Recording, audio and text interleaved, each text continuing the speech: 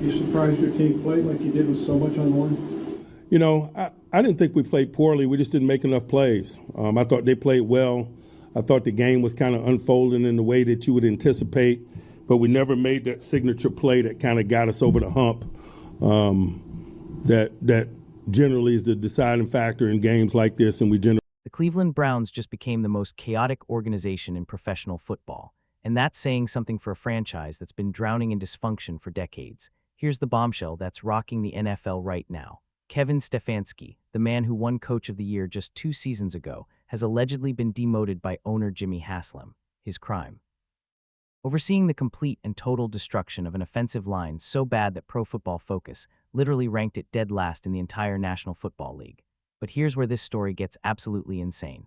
While Stefanski watches his power slip away, the rookie quarterback he allegedly didn't even want to play just walked into Huntington Bank Field and outdueled a 4-time MVP, future Hall of Famer Aaron Rodgers, beating the Pittsburgh Steelers 13-6. Let that sink in for a moment. The coach is getting demoted. The quarterback he tried to bench is becoming a star, and the Cleveland Browns have officially transformed into the NFL's most dramatic soap opera. Buckle up, because this story has more twists than a championship playoff game. Reports are flooding out of Cleveland right now, and they're painting a picture of an organization in complete turmoil. Multiple sources within Cleveland media are confirming that Kevin Stefanski's role has been significantly reduced. The power structure is shifting, and it's shifting fast. Andrew Barry, the team's general manager, is now reportedly running the entire operation. Let me repeat that for emphasis. The general manager is now calling shots that used to belong to the head coach. That's not a minor organizational tweak. That's a full-scale power transfer happening in the middle of a season.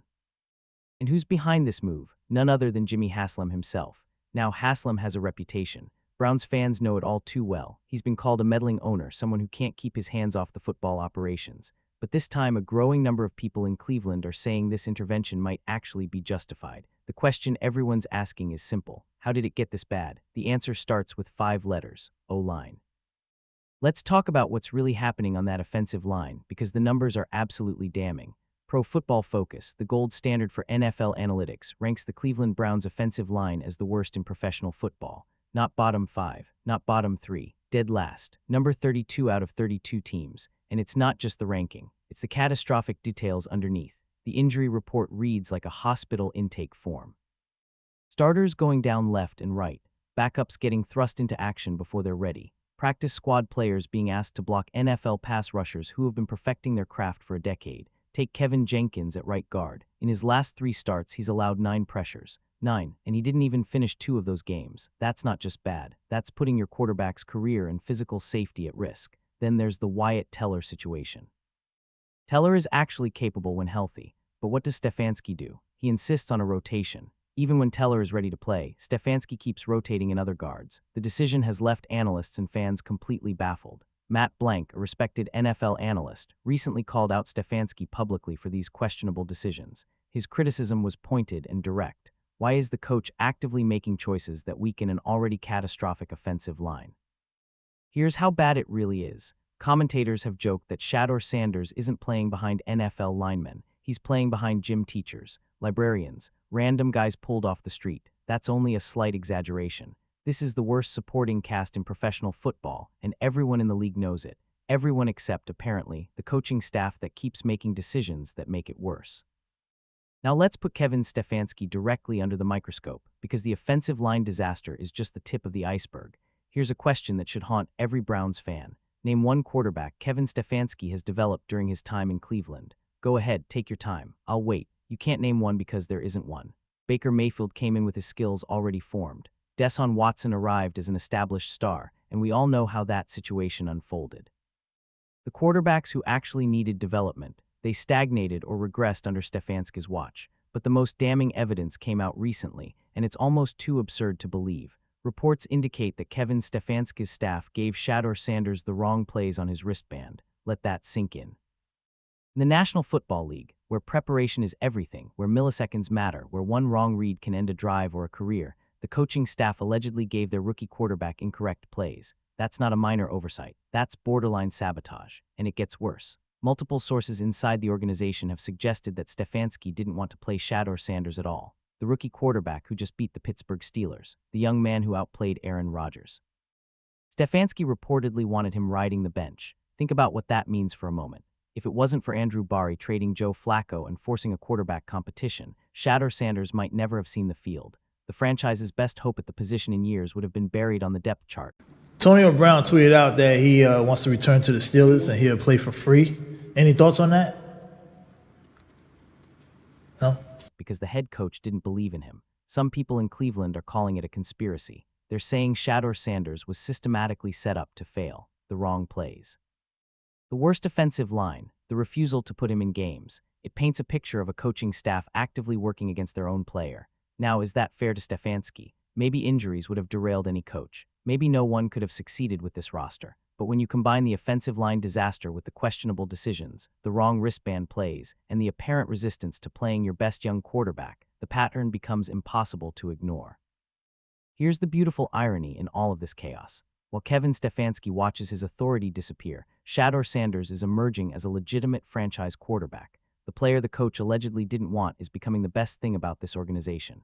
December 28, 2025. Remember that date. That's when Shedeur Sanders announced his arrival to the NFL in the loudest possible way. The Pittsburgh Steelers came into Cleveland fighting for the AFC North title. They needed that win desperately after Baltimore's Saturday night victory kept the division race alive. Pittsburgh had everything to play for. Cleveland was sitting at 3-12, supposedly playing for draft position and nothing else. But Shedeur Sanders didn't get that memo. He came out firing on that opening drive, connecting with Brendan Bates for 19 yards while evading pressure. He hit Jerry Jeudy on a crucial third down conversion. Then came the throw that announced he belonged in this league. Second drive, Shedeur drops back and launches a 42-yard bomb down the left sideline to Cedric Tillman. Perfect placement, perfect velocity, perfect touch. That's not a rookie throw. That's a franchise quarterback throw. The dagger came on a 28-yard touchdown to Harold Fannin Jr. Shedeur placed that ball high enough that only his receiver could get it. Fannin twisted, caught it at the goal line, and rolled across for the score. Cleveland Stadium erupted, then disaster struck. Fannin aggravated a groin injury on that same touchdown catch. He was done for the game. Shedeur's only reliable target, his security blanket, his fellow rookie who'd been his one consistent connection all season, was gone. Most quarterbacks panic when their best weapon disappears. Most rookies fold under that pressure. Shedeur Sanders just kept playing football. He finished the game 17 of 23 for 186 yards against one of the league's best defenses. Meanwhile, Aaron Rodgers, the four-time MVP with 63,000 career passing yards and over 500 touchdowns, went 21 of 39. That's 18 incompletions, 168 yards, 3 of 15 on third down, 0 of 4 on fourth down. Read that again. The Hall of Fame quarterback, surrounded by actual NFL talent and protected by a competent offensive line, went 3 for 18 on crucial downs. The rookie with the worst supporting cast in football outplayed him decisively. Yes, Shedeur threw 2 interceptions. Yes, the second half was ugly at times, but that's what rookies do. They make mistakes and learn from them. What's not supposed to happen is winning games despite those mistakes.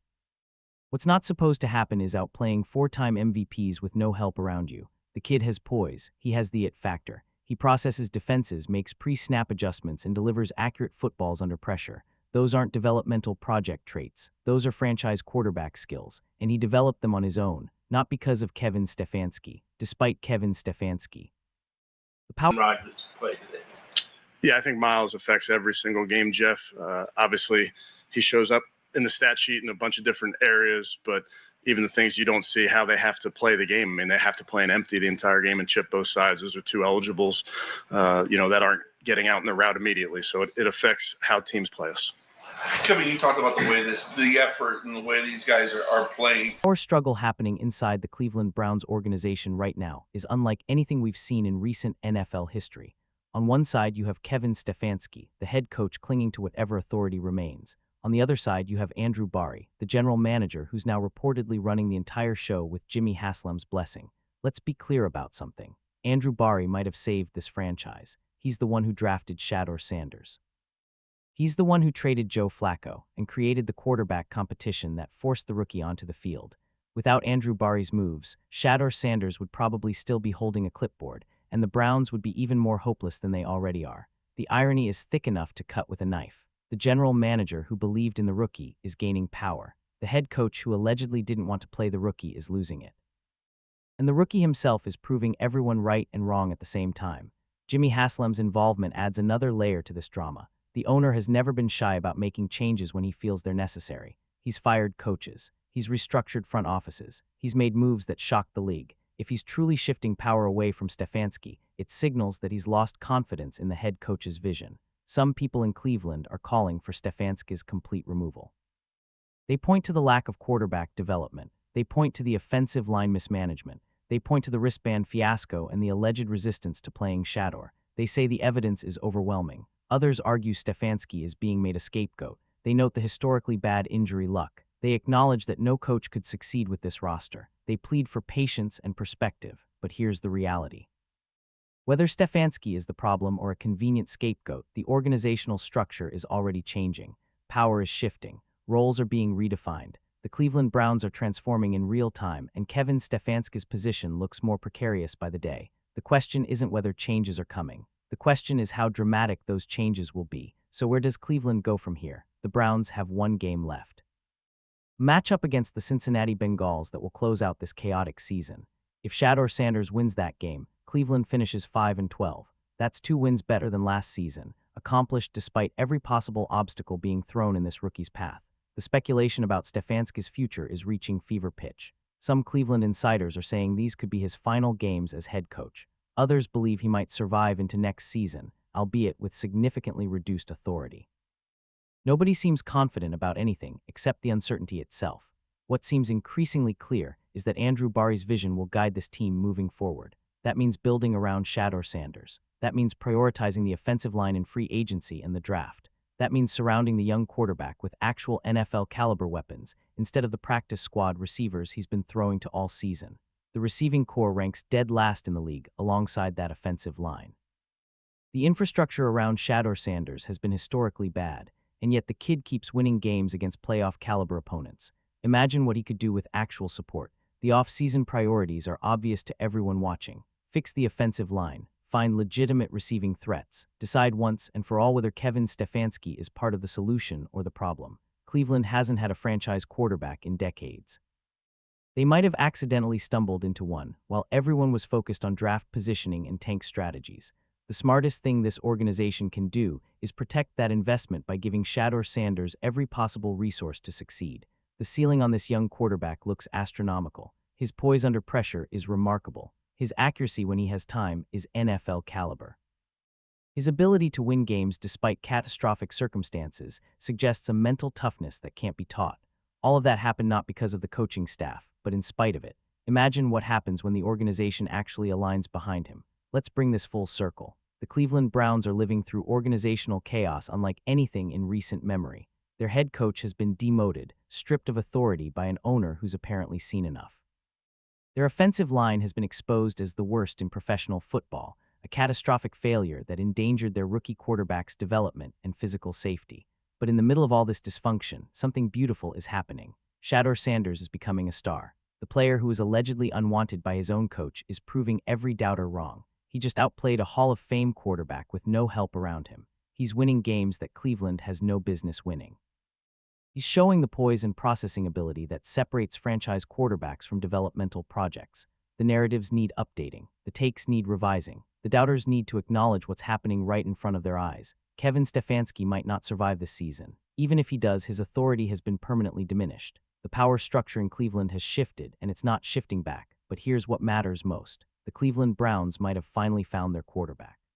Despite the chaos, despite the mismanagement, despite an offensive line that belonged in a comedy sketch rather than an NFL game, despite a coaching staff that allegedly set their rookie up to fail, Shedeur Sanders refused to fail anyway. That's not luck. That's not circumstance. That's a special player emerging from impossible conditions.